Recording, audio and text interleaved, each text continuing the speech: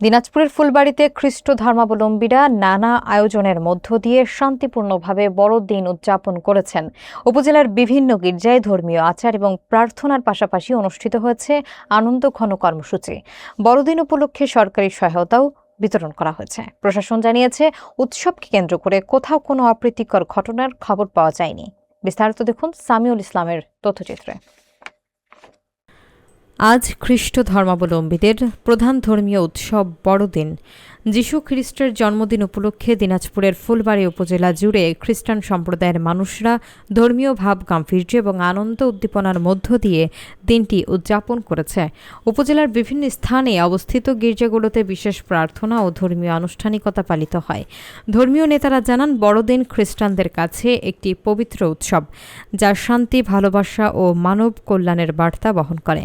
যীশু খ্রিস্টের জন্মের স্মরণে 25 ডিসেম্বর এই দিনটি পালিত হলেও বর্তমানে এটি বিশ্বব্যাপী একটি সামাজিক এবং সাংস্কৃতিক উৎসবে পরিণত হয়েছে, যেখানে পরিবার ও স্বজনদের মিলন মেলাও গুরুত্বপূর্ণ অংশ।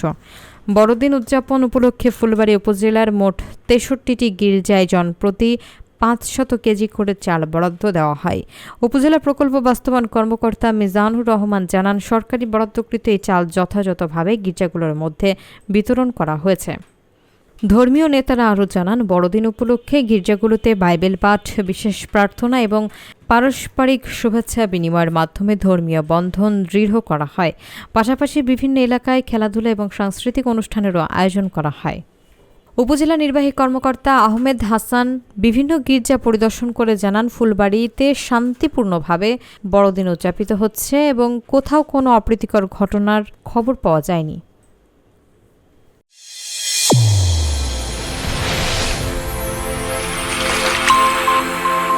চ্যানেল A1 হৃদয়ের স্পন্দন।